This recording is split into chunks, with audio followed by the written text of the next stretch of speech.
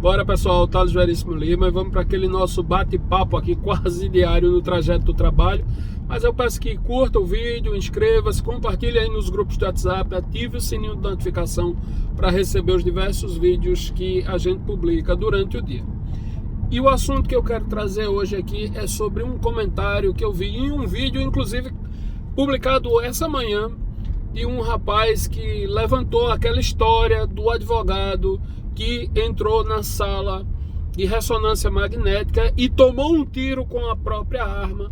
Na época todo mundo criticou o advogado, inclusive eu. Como é que um camarada que tem acesso à arma de fogo sabe que não pode entrar numa sala de ressonância magnética, que aquele negócio puxa, aquela intenso campo magnético puxa tudo que é de metal, inclusive arma, né? Tem que se tirar tudo que é de metal, de ferrítico, né?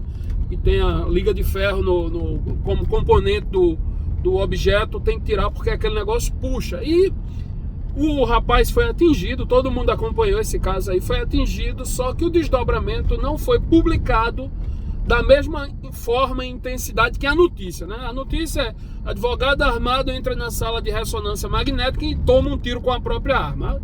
Dias depois, advogado que tomou um tiro morreu.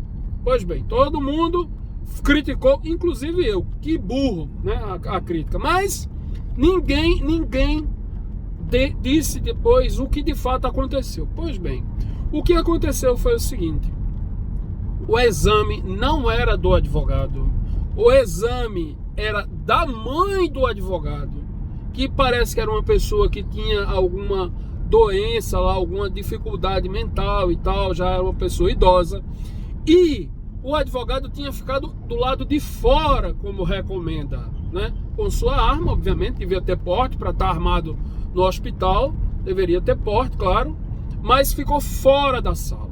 O que ocorreu foi que quando a mãe dele entrou naquele tubo de ressonância magnética, obviamente deve ter sentido alguma sensação de claustrofobia, se apavorou, ficou lá, pelo menos foi essa a notícia que eu soube, entrou em algum surto lá, né, já talvez em razão da idade, em razão da doença, e para acalmar a mãe, chamaram o advogado que estava do lado de fora da sala, né? Do advogado que estava do lado da sala, e provavelmente, vendo aquela agudinha da mãe, a necessidade, deve ter esquecido, inclusive, que estava armado, entrou subitamente na sala, e foi esse o motivo dele ter tomado um tiro, né? Então, a imprensa passou a notícia, a imprensa que estava mais perto do fato, que deveria narrar simplesmente sem fantasiar os fatos, como de fato vive fazendo, né, criando fantasia e elucubrações para modificar a realidade. A imprensa que deveria narrar simplesmente os fatos ipsiliteri o que aconteceu, de fato distorceu completamente, levou boa parte do Brasil a erro, inclusive eu, né, a fazer uma crítica ao advogado que saiu em socorro da sua mãe, sendo por isso atingido ele pela própria arma. Ou seja, o único prejudicado da situação foi ele mesmo, quando tentou acalmar sua própria mãe. Então eu queria fazer esse vídeo porque eu vi um comentário hoje sobre esse assunto, e foi um assunto que ficou esquecido, e é bom que muita gente passe a saber exatamente, ou pelo menos mais aproximadamente, eu não sou o dono da verdade, mais aproximadamente o que efetivamente aconteceu naquele caso do advogado aí. Então esse era o primeiro assunto. O segundo assunto que se alardeia aí na internet e muito provavelmente vai virar corriqueiro. Infelizmente essa é uma péssima notícia, vai virar corriqueiro.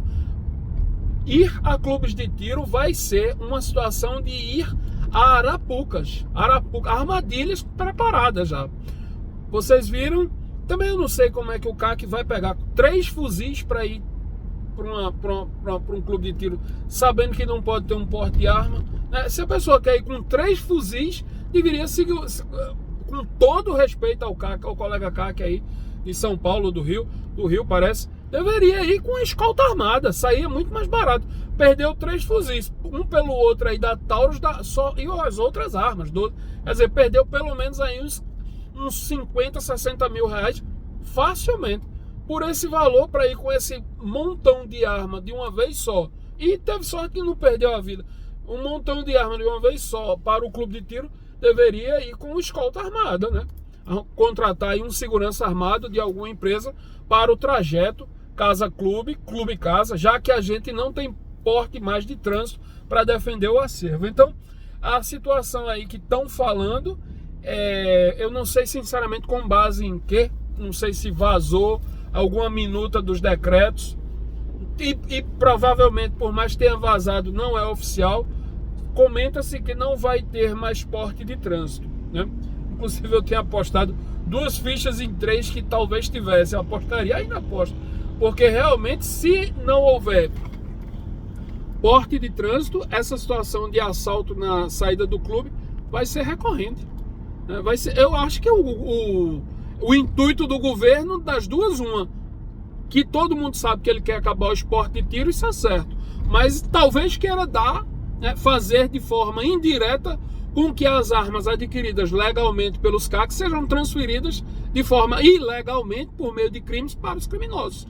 É o que eu começo a pensar. Será que o ministro da Justiça e o governo Lula quer fazer uma transferência ilegal das armas adquiridas pelos CACs para os criminosos por meio de assaltos na saída dos clubes? Porque se a pessoa não tem um porte de trânsito para defender o seu acervo, que é justamente esse o objetivo do porte de trânsito, você ou não vai terminar não indo mais, não se sentindo seguro aí para o clube. Inclusive, comenta-se que vai exigir 12 habitualidades uma vez por mês, né? Ou seja, impõe que os CACs vão aos clubes, e os CACs vão com muito prazer e muita alegria. Eu vou muito mais de 12 vezes ao clube. Agora, impõe também o risco de se manter indefeso nesse trajeto. É o que é um verdadeiro absurdo, né? É um verdadeiro absurdo, né? Inclusive é uma obrigação que talvez seja até impossível de se cumprir cumulativamente. Impor a obrigação de ir 12 vezes ao clube de forma desarmada, impossibilitando a defesa do acervo e se colocando em altíssimo risco, né? Talvez seja uma obrigação comissiva, né? Não ir ao clube desarmado, né? Mas enfim, vamos, isso é outro assunto para outra tese jurídica. A questão é a seguinte, pessoal. Era isso que eu queria falar por hoje, para a gente não ficar com um vídeo muito grande. Está esclarecido, ou pelo menos aproximadamente esclarecida, a situação do advogado, e vamos acompanhar aí a publicação, provavelmente até o final do mês, diz que até o dia 15, do novo decreto. Se gostou desse vídeo, curta, inscreva-se, compartilhe, acompanhe o canal, tá bem legal. Um abraço, tchau!